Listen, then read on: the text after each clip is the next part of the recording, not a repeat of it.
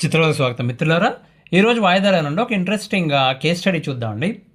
ఒక జంట కొట్లాడుకుని కోర్టు మెట్లు ఎక్కారు.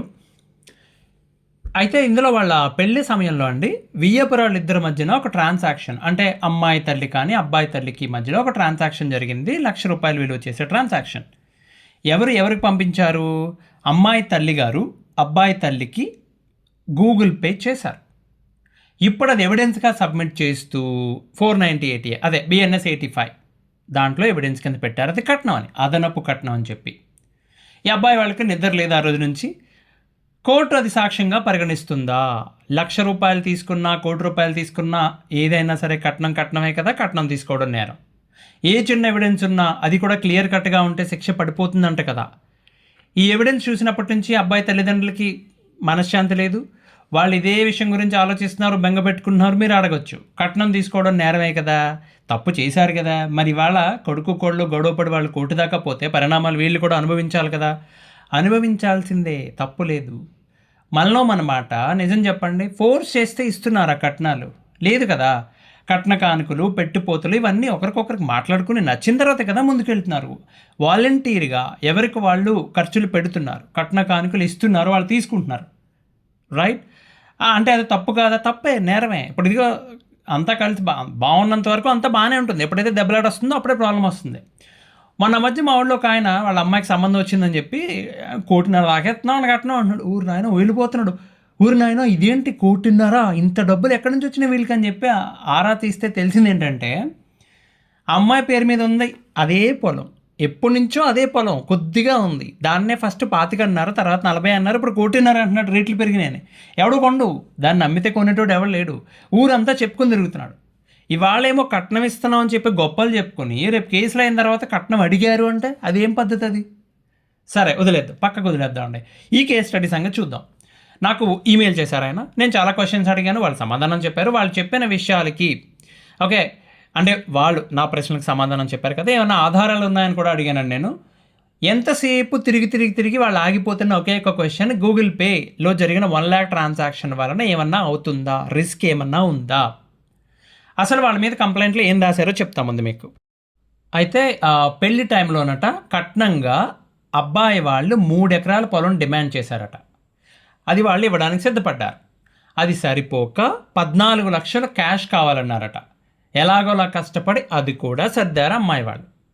పెళ్లి దగ్గరికి వచ్చేసిందనగా 14 కాదు మేము అడిగింది 15 లక్షలు అని చెప్పి అబ్బాయి తల్లి గొడవ పెట్టుకోవడంతో అప్పటికప్పుడు అమ్మాయి తల్లి ఇక చేసేది లేక ₹1,00,000 ట్రాన్స్ఫర్ చేశారట. ఇక బంగారం విషయం, పెళ్లి ఖర్చులు ఇవన్నీ చాలా రాసుకుని వచ్చారనుకున్నది వేరే విషయం. వాళ్ళు సబ్మిట్ చేసిన ఎవిడెన్స్ ఏంటంటే, వీళ్ళ పెళ్లికి ముందు ఆ 3 ఎకరాలు అమ్మాయి పేరు మీద గిఫ్ట్ డీడ్ కింద రాశారు అమ్మాయి తల్లిదండ్రులు. అమ్మాయి తండ్రి గారు, అది ఆయన స్వార్జితం అనుకుంటాను. ఆ రిజిస్ట్రేషన్ తాలూకు, అలాగే గూగుల్ పే స్టేట్మెంట్, ఇవి 2 ఎవిడెన్స్ కింద సబ్మిట్ చేశారండి. ఇలాంటి ఎవిడెన్స్ చూస్తే ఎవరికన్నా టెన్షన్ పడడం సహజం. వీళ్ళ పరిస్థితి అలాగే ఉంది. అబ్బాయికి కూడా చిన్న భయం ఉంది. దాన్ని మనవాడు దాచిపెట్టి వాళ్ళ తల్లిదండ్రులకి ఏం కాదు ఏం రిస్క్ లేదు, ప్రాబ్లం లేదు అంటున్నాడు, కానీ మనకు టెన్షన్ ఉంది.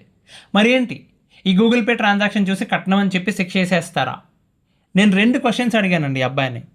వాళ్ళు కంప్లైంట్లో ఇచ్చిన విధంగా 14 లక్షలు కట్నం తీసుకున్న మాట వాస్తవమేనా? రెండో క్వశ్చను, మీకు జరిగిందని చెప్తున్న జీపే ట్రాన్స్ఫర్ 1,00,000 ట్రాన్స్ఫర్ తాలూకా అసలు నిజమేంటి? మొదటిది ఏంటి, 14 లక్షలు తీసుకోవడం, వాళ్ళు ఇచ్చింది వీళ్ళు తీసుకోవడం అనేది పచ్చి అబద్ధం, పక్కన పెట్టండి.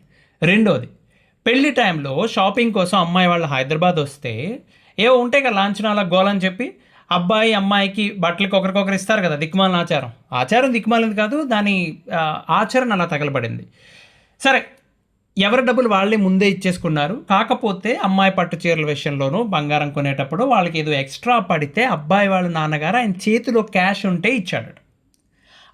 ఆ ఇచ్చిన ఆ రోజు ఆయన సర్దిన క్యాష్ వీళ్ళ డబ్బులే, వీళ్ళకే ట్రాన్స్ఫర్ చేశారు. కాకపోతే అది ఎవిడెన్స్ కింద పెట్టారు తీసుకొచ్చి. కాకపోతే ఈ అబ్బాయి డౌట్ ఏంటంటే, ఈ అబ్బాయి వాళ్ళ నాన్నగారు ఇచ్చినప్పుడేమో ఆయన క్యాష్ చేతితో ఇచ్చాడు, బ్లాక్ మనీ ఇది. ఓకే, వాళ్ళు వీళ్ళకి తిరిగి ఇచ్చేటప్పుడు ఆన్లైన్ ట్రాన్స్ఫర్ చేశారు. మేము ఇప్పుడు ఎలా నిరూపించుకోవాలి అది కట్నం కాదురా బాబోయ్ అని చెప్పి? అది ప్రశ్న. ఆయన బెంగ, భయం. నాన్న చిట్టుబాబు, మీ మీద కేసు వేసింది ఎవరు? మీ భార్య, అవునా? మరి నువ్వెందుకు నిరూపిస్తావు? ఆవిడే నిరూపించాలి. ఎవిడెన్స్ ఉంది కదా అని అనుమానం. ఓకే, ఒక కేసులో అండి ఒక అమ్మాయి వాళ్ళు కట్నం ఇచ్చారు. ఎలా ఇచ్చారో తెలుసా?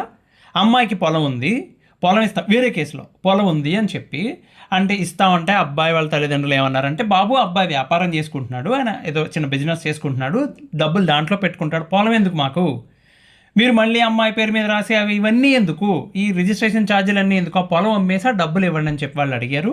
వీళ్ళు పొలం అమ్మేసి ఆ డబ్బులు మంచి బంగారం రంగు సంచిలో పట్టుకెళ్ళి కట్నంగా ఇచ్చారు. ఆ తర్వాత 3.5 ఏళ్ళకో 4 ఏళ్ళకో ఆ జంట గొడవపడి కోర్టు మెట్లెక్కింది. కట్నం ఇచ్చామని చెప్పి నిరూపించడానికి విశ్వ ప్రయత్నం చేసి ఓడిపోయారు. వాళ్ళు నిరూపించలేకపోయారు. బికాజ్ అది బ్లాక్ మనీ అండి, బ్లాక్ మనీ. అది క్యాష్ రూపంలో ఇచ్చారు. ₹1,00,000 ఎక్స్ట్రా వస్తుంది కదా అని బ్లాక్ రూపంలో తీసుకుంటే ఏ రాజకీయ నాయకులు రియల్ ఎస్టేట్ వ్యాపారంలో నడిపించగలుగుతారు తప్ప మీ వల్ల కాదు. ఓకే, ప్రతిదానికి బ్లాక్ మనీ వాడితే రేపొద్దున్న ఏమవుతుందంటే అండి, రేపు ఇలాంటి సమస్యలు వచ్చినప్పుడు ట్రాన్సాక్షన్ జరిగిందని చెప్పి నిరూపించడానికి తాతలు దిగి వస్తారు. చెప్పేది ఏంటంటే, అరే కట్నంగా ఇచ్చిన వాళ్ళే ఇచ్చాము లేకపోతే తీసుకున్నారు అని చెప్పి ప్రూవ్ చేయడానికి చచ్చిపోతూ ఉంటే అబద్ధాన్ని ఎట్లా ప్రూవ్ చేస్తారు? మీకెందుకు భయం? ఇప్పుడు ఈ కేసులో చూసుకుంటే 3 ఎకరాల పొలం, అది కట్నం కింద కన్సిడర్ చేయరు. ఎందుకు కన్సిడర్ చేయరు? ఆ అమ్మాయి పేరు మీద ఉంది, అది స్త్రీధనం అవుతుంది. వాళ్ళ ఆమె పేరు మీదే రాశారు, ఇప్పటికీ ఆవిడ పేరు మీదే ఉంది, అది పక్కన పెట్టేశాను. రెండోది, వాళ్ళు నిరూపించాల్సిన విషయం, మీకు 14 లక్షలు ఇచ్చామని చెప్పి 15 లక్షలు కూడా ఇచ్చామని చెప్పి వాళ్ళు ఏమంటున్నారు, ఇదిగో మేము 15 లక్షలు ఇచ్చినప్పుడు అంటే ₹1,00,000 చేసినప్పుడు ట్రాన్సాక్షన్ ఉంది కాబట్టి ముందు 14 కూడా నమ్మండి అని కోర్టును అడుగుతున్నారు. మరి కోర్టు ఈ విషయాన్ని ఎలా చూస్తుంది? ఆ గూగుల్ పే ట్రాన్స్ఫర్ని డిఫెన్స్ అడ్వకేట్ ఎలా చూపిస్తే అలా చూస్తుంది. మీరు ఎప్పుడైనా ఇనుప ముక్కుట్లో బెండకాయ వేపుడు చేసుకుని తిన్నారా?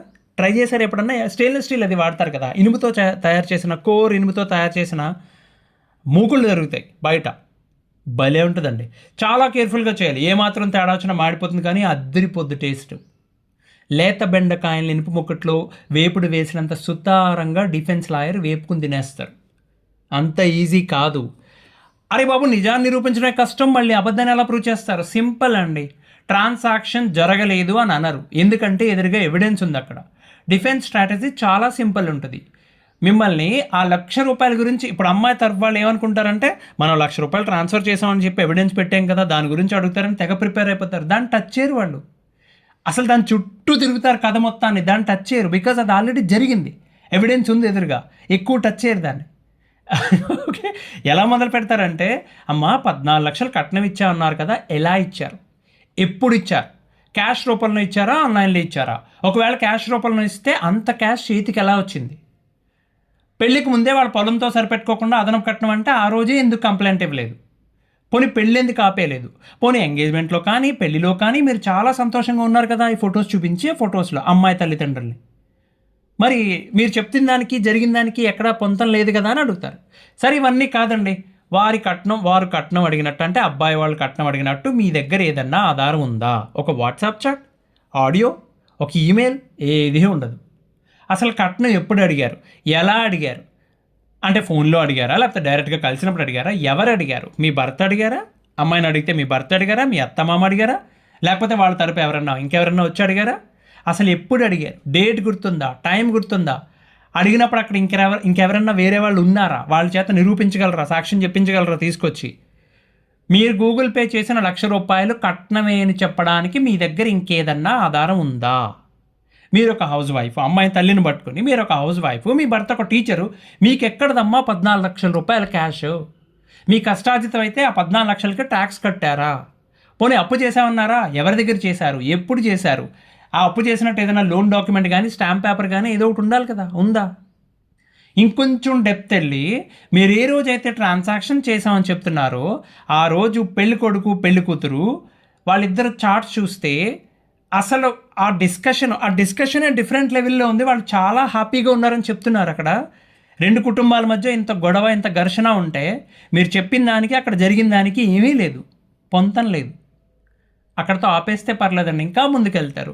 మీ కమ్యూనిటీలో ఇలా పెళ్లి చేసినప్పుడు అబ్బాయి సైడు అమ్మాయి సైడ్ ఖర్చులు పెట్టుకుంటారు కదా, అలాగే మీరు పెట్టుకున్నారా? బంగారం కొన్నారా? పట్టు చీరలు ఎవరు కొన్నారు? డబ్బులు ఎవరిచ్చారు? అసలు వీటన్నిటికీ ఈ జీపేలో చేసిన ట్రాన్సాక్షన్కి సంబంధం ఏంటంటే అండి, ఏం లేదు. బోన్లో ఎక్కి నిలబడిన వాళ్ళ పరిస్థితి ఏంటంటే, ఇవన్నీ ఎందుకు అడుగుతున్నారు నన్ను, ఇప్పుడు వీటికి ఏం చెప్పాలి నేను? మీరు వాటికి ఏం ప్రిపేర్ అవ్వరు కదా. అవన్నీ అడిగి మీ బ్రెయిన్లో అప్పటివరకు ప్రిపేర్ అయిన ప్రాంతాన్ని అల్లకల్లోలం చేసేసి మళ్ళీ ఫస్ట్కి వచ్చి క్వశ్చన్ అడుగుతారు. ఇప్పుడు చెప్పండి అమ్మా, ఆ రోజు గూగుల్ పేలో మీరు చేసిన ₹1,00,000 ట్రాన్స్ఫరు, మీరు షాపింగ్ చేసినప్పుడు తక్కువ పడితే మీ వియ్యంకుడు అడ్జస్ట్ చేసిన డబ్బు, వాళ్ళ డబ్బులు వాళ్ళకే మీరు రివర్స్ ఇచ్చారు అవునా అని అడుగుతారు. వాళ్ళు చాలా కాన్ఫిడెంట్గా లేదండి, అబద్ధం అండి, లేదు నేను కట్నం అడిగితేనే ఇచ్చానని చెప్తారు. పర్లేదు, దట్స్ ఫైన్, ఆ పాయింట్ నోట్ చేసుకోమని చెప్తారు. జడ్జి గారిని ఆయన నోట్ చేస్తారు. అక్కడ అయిన తర్వాత ఆల్మోస్ట్ లాస్ట్ క్వశ్చన్, మీరు 14 లక్షలు ఇచ్చినట్టు వారు తీసుకున్నట్టు ఒక్క మీ నోటి మాట తప్ప ఏ విధమైన ఆధారం మీ దగ్గర లేదు అవునా అని అడుగుతారు. ఏం చెప్పాలి అప్పుడు? ఇవిడ చచ్చినట్టు ఎస్ అని చెప్పాలి. అవునా? లేదు కదా. లాస్ట్ క్వశ్చన్, వారు మిమ్మల్ని కట్నం అడిగినట్టు కానీ ఒక్క మీ నోటి మాట తప్ప ఏ విధమైన ఆధారం మీ దగ్గర లేదు. ఆవిడ అలా కాదని ₹1,00,000 తాలూకా ఉంది కదా అని అడిగితే మధ్యలో కట్ చేసి ఆవిడ మాట, దాని గురించి కాదమ్మా నేను అడుగుతుంది, కట్నం అడిగారు అని చెప్పడానికి సాక్ష్యం ఉందా లేదా? లేదు. అయిపోయింది. లేదు. అన్ని క్వశ్చన్స్కి బ్రహ్మాండంగా సమాధానం చెప్పేస్తున్నారు. ఫస్ట్ ఎవరిని అడిగారో అమ్మాయిని అడిగారు. అమ్మాయికి తెలివితేటలు ఎక్కువ, బాగా ప్రిపేర్ అయిపోయి వచ్చేసి అన్నిటికీ సమాధానం చెప్పేసింది. రైట్. తర్వాత అమ్మాయిని బయట ఉండమని, మీకు తెలుసో తెలీదు, ఫ్యామిలీలో ఫర్ ఎగ్జాంపుల్ ఒక అమ్మాయి ఆర్ ఎవరైతే ప్రాసిక్యూషన్ ఎవిడెన్సెస్ ఉంటారో 1, 2, 3, 4 నలుగురు ఉన్నారనుకోండి, ఫస్ట్ వాళ్ళు చేసినప్పుడు మిగతా ముగ్గురిని బయటకు వెళ్ళిపోమంటారు, ఎదురుగా ఉండడానికి వీల్లేదు. అమ్మాయిని క్రాస్ ఎగ్జామిన్ చేసి నువ్వు బయట నిలబడమ్మా, మీ అమ్మగారిని రమ్మని చెప్పి లోపలికి అని చెప్పి బోనెక్కించి క్వశ్చన్ అడిగారు అనుకోండి, ఇవే క్వశ్చన్స్ అడుగుతారు. కట్నం అడిగారన్నారు కదా, ఎలా అడిగారు, ఎప్పుడు అడిగారు, ఏ టైంకి అడిగారు, ఏ రోజు అడిగారు, ఖచ్చితంగా అది అబద్ధం అయితే ఒకళ్ళొకటి చెప్తారు. కాంట్రడిక్షన్, ఆ అలిగేషనే కొట్టి పాడేస్తారు పక్కన. ఏం నిజంగా ఇంతలా అడుగుతారా, ఇన్ని క్వశ్చన్స్ అడుగుతారా అంటే కేసుని బట్టి ఉంటుందండి. వాళ్ళు వేసిన అలిగేషన్ బట్టి, ఉన్న సాక్ష్యాన్ని బట్టి, ఆ ప్రశ్నకు వాళ్ళు చెప్పే సమాధానాన్ని బట్టి కూడా నెక్స్ట్ క్వశ్చన్ మారిపోతూ ఉంటుంది. క్రాస్ ఎగ్జామినేషన్స్కి అడ్వకేట్స్ ప్రిపేర్ అయ్యే విధానం చూస్తే షాక్ అయిపోతారు మీరు. ఇప్పుడు ఈ కేసుని తీసుకోండి, వాళ్ళు ఏమన్నారు, వాళ్ళు ఇచ్చిన దాంతో సరిపెట్టుకోకుండా అదనంగా ఇంకో 1,00,000 కావాలంటే మేము ఆన్లైన్లో ట్రాన్స్ఫర్ చేసామని, ఇది కదా అలిగేషను. డిఫెన్స్ అడ్వకేటు ఆ స్టేట్మెంట్ 2 ముక్కలు చేస్తారు. ₹1,00,000 ట్రాన్స్ఫర్ చేయడం ఫస్ట్ ముక్క, వాళ్ళు కట్నం అడిగారు అనడం 2 ముక్క. ఫస్ట్ పాయింట్ అదేం క్రైమ్ కాదు కదా, ఒక వ్యక్తి నుంచి ఇంకో వ్యక్తికి ₹1,00,000 ట్రాన్స్ఫర్ చేయడం ఇల్లీగల్ ఏం కాదు, దాన్ని పక్కన పెట్టేస్తారు. 2వ పాయింట్ని పట్టుకుంటారు. ట్రాన్సాక్షన్ జరిగింది కానీ అది కట్నం అడగడం వల్ల అని ప్రాసిక్యూషన్ వాళ్ళు ప్రూవ్ చేయలేకపోయారు కాబట్టి అంటూ కన్క్లూజన్ ఇస్తారు. నిజాన్ని నిరూపించడం కష్టం అండి, అబద్ధాన్ని ఎలా సార్ ప్రూవ్ చేస్తారు? మొదట మీరు వేసిన అలిగేషన్ మీద అది నిజమా కాదా అని చిన్న డౌట్ క్రియేట్ చేస్తారు కోర్టు లోపల డిఫెన్స్ అడ్వకేట్స్. తర్వాత మీరు చెప్పిన మాటల్లో స్థిరత్వం లేదు, ఒక్కో చోట ఒక్కోలా చెప్తున్నారని చెప్పి, తర్వాత ఏమో ఒక్కొక్కరు ఒక్కొక్క వర్షన్ చెప్తున్నారని చెప్పి, కట్నం అడిగినట్టు మీ నోటి మాట తప్ప ఎటువంటి ఎవిడెన్స్ లేదు కాబట్టి కన్క్లూజన్ ఇచ్చి ఆ ఎలిగేషన్ తీసి అవతల పాడేస్తారు. నిజంగా ఒకవేళ హింసించి ఫోర్స్ చేసి కట్నం ఇస్తేనే పెళ్లి చేసుకుంటామని చెప్పి ఇంత ఇబ్బంది పెట్టుంటే అది వేరే విషయం అండి, ఏదో ఒక ఎవిడెన్స్ ఉంటుంది, ఏదో ఒక మూలన. కానీ ఈ కేసులో అయితే చాలా ఈజీ అండి, మీరు అనవసరంగా టెన్షన్ పడకండి, అస్సలు భయపడే పనే లేదు. అది కట్నం కాదు కాబట్టి అస్సలు టెన్షన్ పడద్దు, చాలా కూల్గా అవుతుంది. అదండి విషయం. ఎక్కువ టెన్షన్ పడి ఆరోగ్యాలు పాడు చేసుకోవద్దు. వచ్చే వాయిదాలో మళ్ళీ కలుద్దాం. అంతవరకు సెలవు. ధన్యవాదాలు.